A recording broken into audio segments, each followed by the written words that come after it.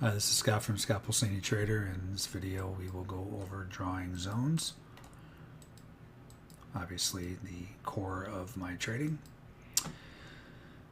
So the first thing you want is to make sure this crosshair is enabled. That is going to help you determine the prices that happen in these volume spikes. So I am just using the subchart, the SI subchart, which is down here, to draw these zones. We have the on chart as well. You can see here, for instance, this does help you distinguish, but you can see 1,000 icebergs executed right there. But I'm drawing my zones based off this subchart.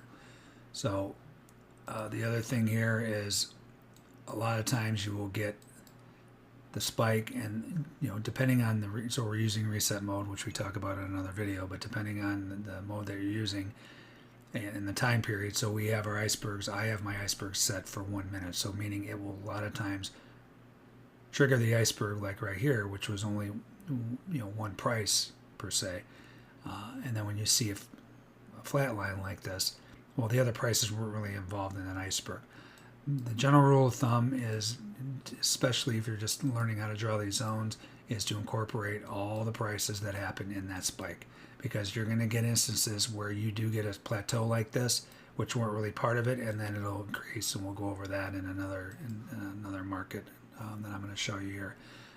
But in this instance, there were back-to-back icebergs, and we're going to go over combining these two. But at the time, if you're watching this real time, this is how you would draw this zone, right? So first thing you want is the crosshair activated. That's up here. And then you want to take off your bubbles, and you want to draw your zone with this last price line. This is the last trigger price line. This is talked about in another video, the settings video. But once again, right click, go to configure visible components, and make sure last price is checked, I should say. So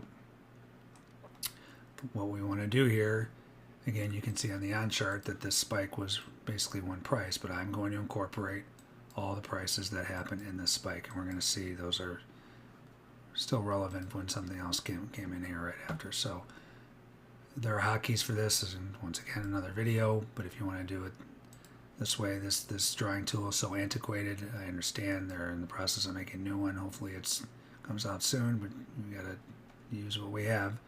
So you want to incorporate all the prices that happen in the spike. So the price came down to here, and during the spike up to here. So that's how I would initially draw that zone. And then right after that, you had a spike of another 656. So this is not threshold, but the whole idea with these areas is we're looking for trap traders, right? So in this instance, somebody's trying to sell this thing, tried to sell it here, ran into a mouthful of 1,000 ice. Somebody tried to sell it here, another 656. So the bottom line is in this zone, you've got 1,700, close to 1,700 buy ice. It's very important information, right? So I would incorporate, in this case, it's not, there's no subjectiveness. I mean, there's no like confusion. The second iceberg happened inside this zone, so that's exactly how I would draw that zone. You don't have to expand it because of the second iceberg. We'll have an example where you actually do.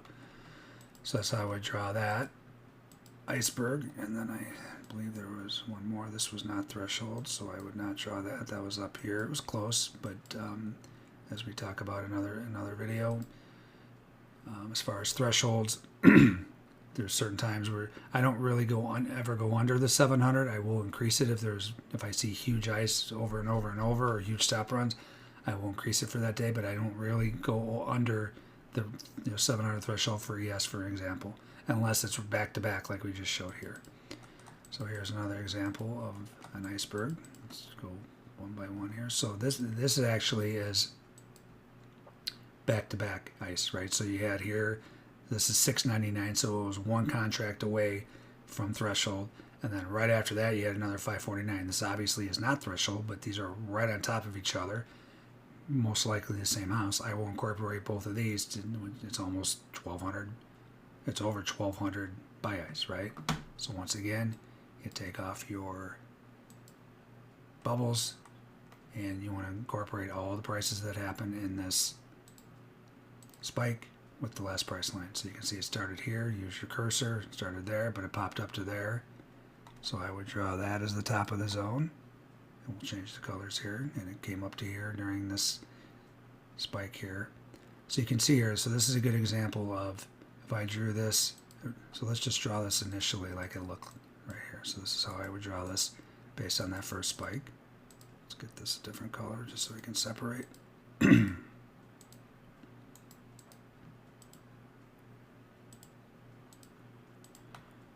So that's how I would draw that original zone.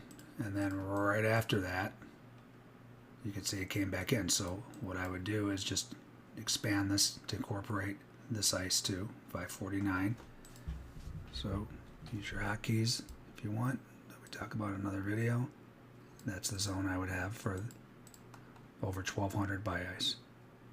Started over here. All these prices were incorporated in this zone. So that's exactly how I would have that zone. As you can see here, this is for another video. This is about zone drawing, but the market responded to this area. There was 1,000 plus buy ice here. Actually, it was more than that. Whatever we said the second one was, I think it was 1,500 total, or 1,600 total. That was that zone, and then someone was still buying it. This area held and launched. Right? So that's why we draw these areas. Again, this is for another video. And you can see the market came down, retested this area. Well, this is at the close, it didn't really bounce, but these areas are very, very important. That's the whole crux of the trading. So let's go to another iceberg example. It doesn't matter what market you're trading, it's the same stuff. Sorry, I already had this drawn. Let's get this out of here and do it from scratch. You just need to know the thresholds for your market. So if I was watching this, which I was at the time, this is the first area that came in. You can see here right at the open, 300 buy ice. So I would, again, it normally looks like that. Take your bubbles off. So there was sell ice here too. You can see this black line. So my ice is black and yellow for the on chart, just our black and white actually. I don't know why this is showing yellow. Or maybe it is black and yellow on this one. Regardless, it doesn't matter. I'm drawing this iceberg. So right here, this is actually a battle of icebergs, right? You don't see this all the time, but this is showing you net. So the buy icebergs were bigger than the sell icebergs. That's why it's showing you a spike on the positive side versus the negative side. So you had sell icebergs on chart, you had buy icebergs. Again, I'm drawing my zone off of that. The point is the area is important, right? There's somebody selling, somebody buying, somebody's going to be wrong. That's what we're looking for. So during the spike, price spiked up to there on this buy ice and came all the way down to here. So that's how I would draw that zone. And then the market moved a little lower. So that was in here. So that was sell ice, which is right in the same area, but that's not what I want to show you. So that actually did respond to that area. So the whole idea is you do want to draw this if it's if it's a different price area, then you want to draw this. But this looks like it was pretty much the same area. So what I would do here, this is a good example of subjectiveness, right? So we already have that one drawn. Then sell ice came in. Well, let's incorporate all of it because, like I said, somebody's going to be wrong out of here, and somebody's going to need to get out of the trade, an entity or whoever it is, right? So let's just make this one bigger zone. I'm going to incorporate this buy ice and sell. You don't see this very often where you see battling ice like this, but this is good to show you that you're going to get some instances where you're confused, like, well, what do I do here? Just incorporate all of it in one area and trade off of that area, right? This is only a 2.5 cent area, and there's a lot of investment in this original area. All right, so we got that initially, and then come over here. Market actually ripped back through it, held it, and then you had, so this is a good example of more subjectiveness where you have to decide if you're going to incorporate all the spikes of bias. So the way this looked originally you're looking at this first spike here, right? There's your crosshair, incorporate all the prices. That started right about there. So I want to get that up to there. I'll change the colors here to make it easier to read. And that came basically down to right there. So that's how I would originally draw in this zone, based on threshold buy ice,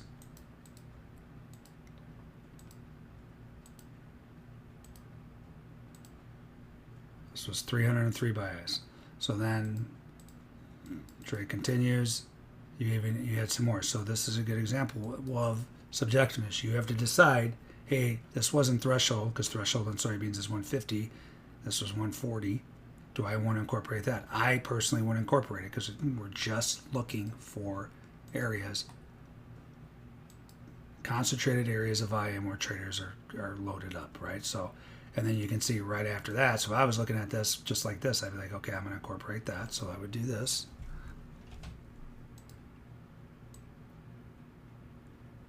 And make it like that. Again, use your hotkeys. And then you can see then more ice came in here. This was another 204. That was threshold, and it went a little higher. So you can see it on the chart here too, the yellow line. The point is, get it all in one area. This is a great example of you have to make a decision what you want to use. I mean, you could draw a zone just solely based on this, but I mean, why would you just draw this zone, right, as is, and ignore that and that? I want them all. Right, so yeah, this is a large zone, especially for soybeans, but it's an important zone. It's for traders. Someone's selling this like crazy, and they're getting mouthfuls of buy ice. And you can see here, this market responded to the area. This is a Titanic setup, covered in another video, and it launched from here originally, like 13 cents. Came back, look at the area it held, launched again. All right, so this is why we draw these zones. So that is another example of that, of icebergs. Now we'll get into stop runs. Let me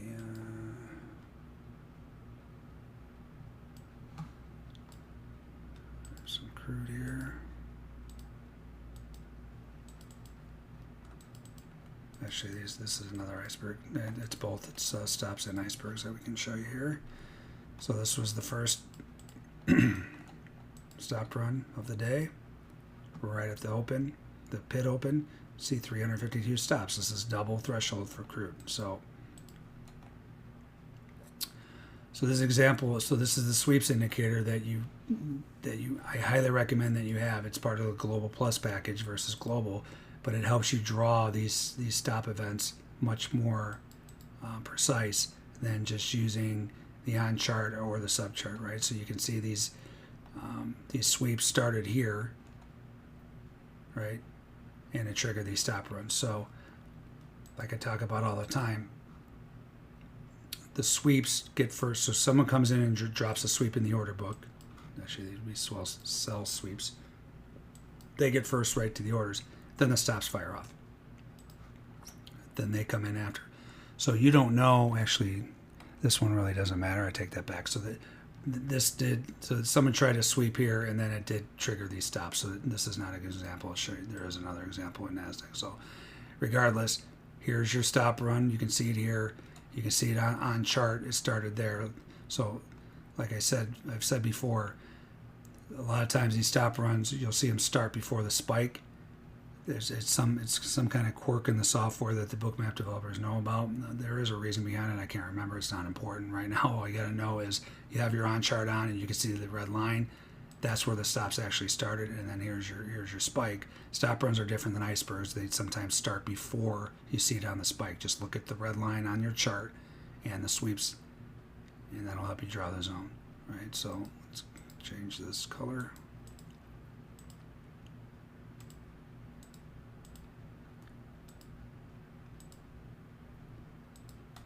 Make sure we got all the prices in that. Doesn't look like we did, so this is a very good example of. So I did not incorporate all the prices that happened in this spike, right? In this instance, this was the actual stop run, and it plateaued. So do you really have to incorporate these prices? Were these part of the stop run? Yes, yes and no. So no, I mean there weren't really many after that, but it did go a little more. So unless it's egregious where you just see the one stop and then say for instance did that, and because remember this is based on the reset mode that goes for a full 10 seconds. Well, these prices obviously wouldn't. This is going to show draw for 10 seconds. The rule of thumb is just to incorporate all the prices that happen in the spike. So I mean, it's only a few more ticks. I would just be safe, especially because it was 339 here. You had another 13 there. Let's see what else happened here. So I would bring it all the way down to here in this case. You could just draw it just where the red line is, but more came in after that, so I'm just gonna incorporate the whole thing. Let's get the edit mode here. Pull this down. So that's how I would draw that zone. So this is where subjectiveness comes in. The better you get at drawing these zones, you can say, you know what, the stop one was really right here. I don't need to incorporate these last few prices.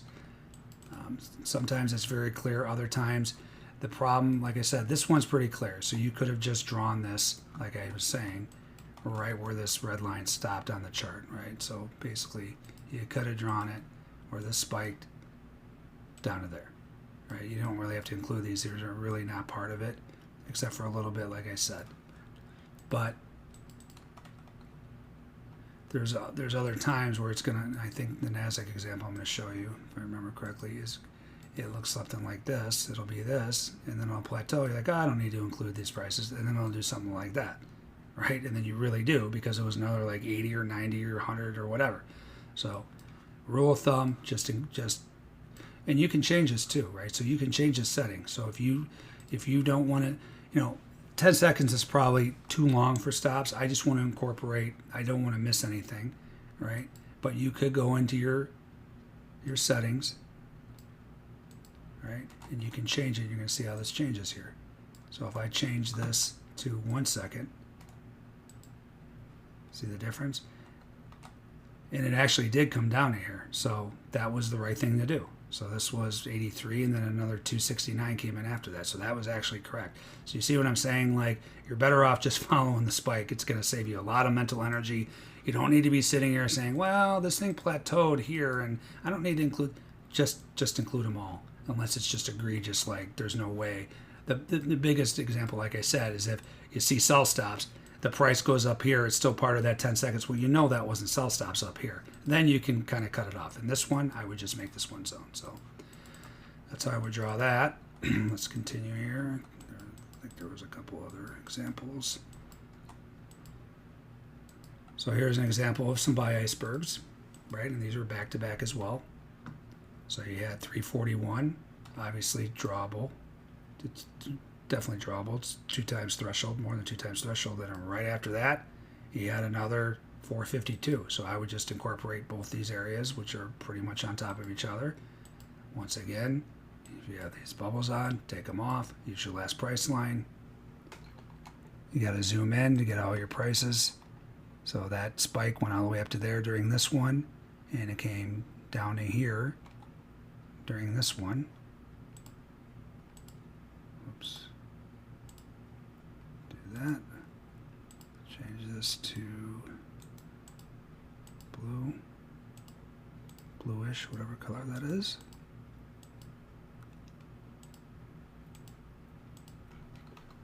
So that's how I draw that iceberg. And then after that, we had, and you can see how this market just took off from these icebergs. I mean, this was over 800 icebergs, or close to 800 icebergs. Buy icebergs, someone's trying to sell it, wrong, gone, right? Not that icebergs are always right. We have different setups, as you're going to see in the course. But point is, these are very important areas. So then, and I can almost promise you, so this is when we talk about simplicity of trading and just thinking about things logically. So whoever sold these here probably held their breath, and then guess what? Here's your puke. There's a stop run, right? So come over here. So this is a great example. One, using the sweeps indicator to help you draw your stop run, right? I'm not going to turn the sweep indicator off because it has to reload then. But you can see here, it really helps you draw these areas, right? So this one's a little confusing because usually this doesn't make sense to me as a trader looking at this. That you don't usually see this where this price already traded, right? So I highly doubt, unless someone just drops stops in here, it would have already triggered the first time it touched over here. So it touched, the price touched there, price touched there. That should have triggered the stops. Somebody came in and swept these and triggered the stops, but I don't think that's the price. I think it was here, but the red line's there and the sweeps started there. This is an exact example of, like I said, sweeps coming in. Somebody could have just put their stop in right there and then stopped out. So, you know, don't question the SI indicator, especially stop runs. I mean, they are spot on. This is just a weird example, of course, during this video. I've never seen this actually, where you see the stop start at where the sweeps start, which had already, the price already traded. So like I would have drawn the zone there because they couldn't have been here because they would have triggered the first time it touched. But regardless, here's the sweeps, trigger the stops, use your sweeps indicator, use your red line to draw the zone. So I would draw the zone there, incorporate all the prices that happened in the spike. That was up to there. Let's turn this a different color.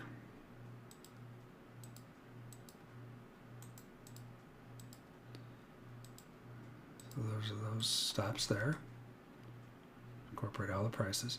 So this is a great example of all stop runs are sweeps, but not all sweeps are stop runs. So you can see here, the stop run was 349 sweeps total, 255 and more stops. That's that. So there were a few more sweeps in the order book, and that's pretty much what triggered the stops, right? Whoever's sweeping the order books. Here, there's no stop run. This is just somebody sweeping the order book, 304.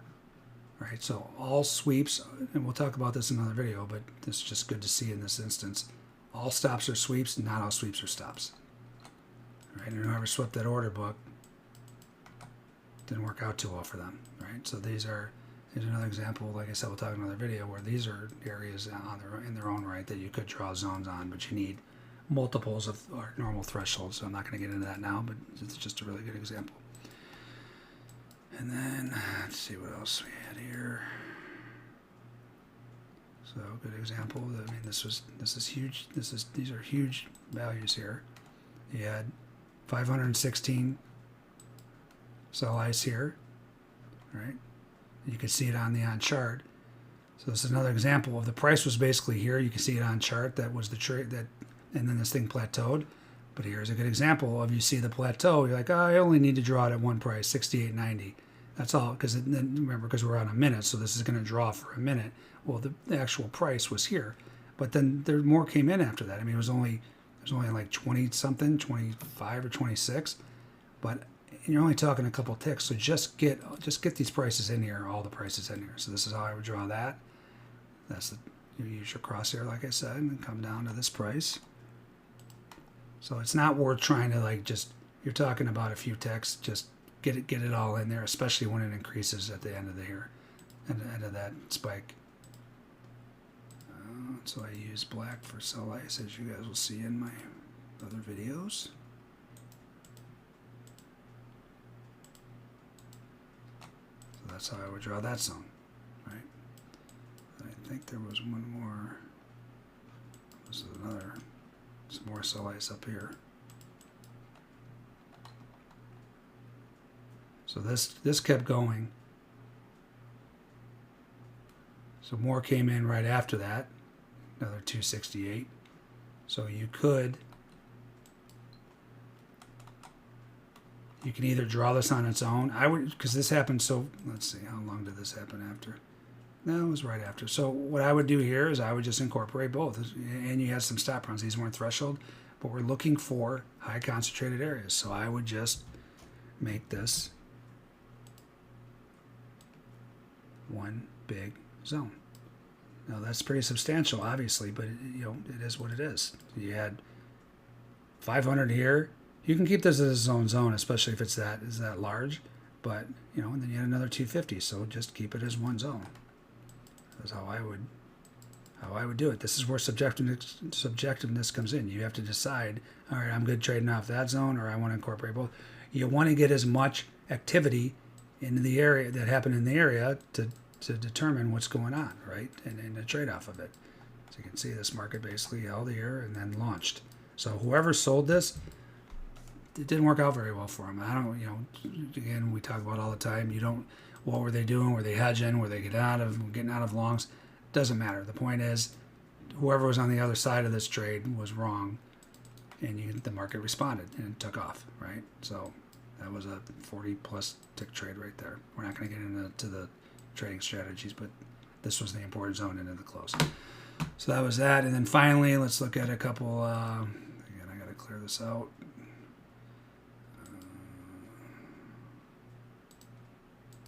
So this is Mr. NQ.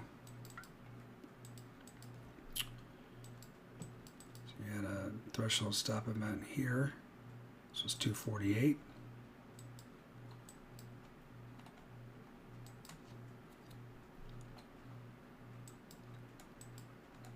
So this is a good example of somebody swept the order book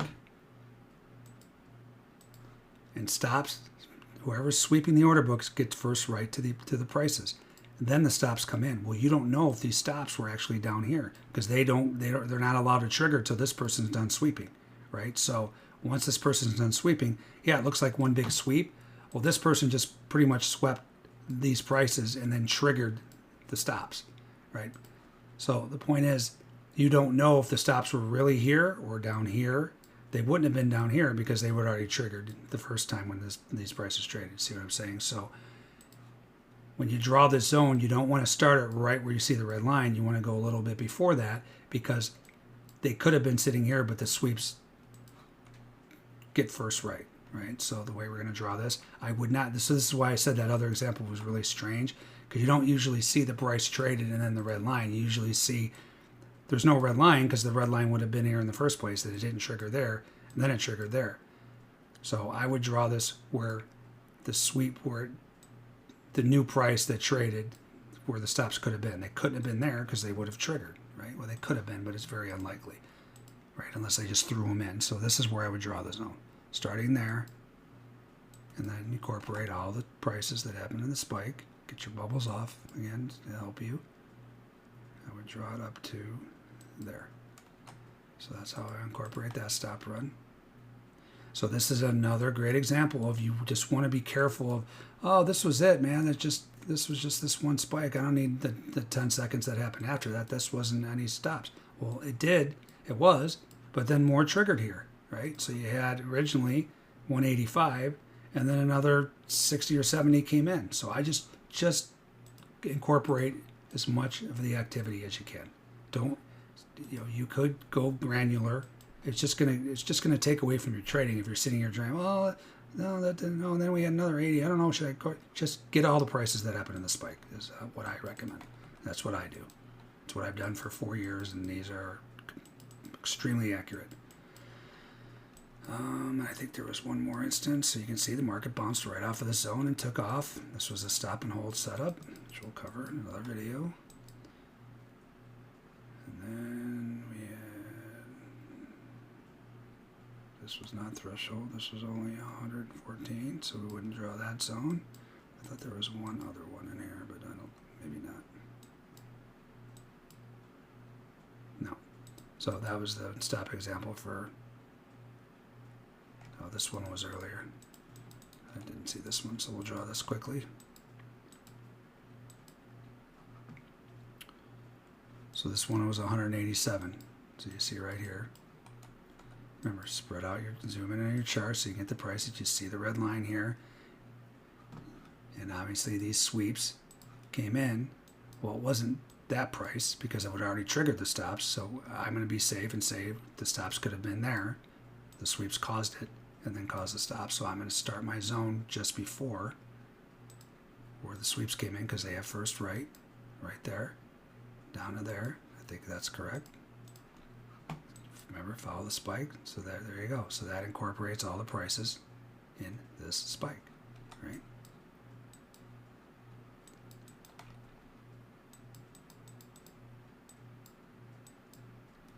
And that was about it for that. And you can see, as usual, the market responds to this area.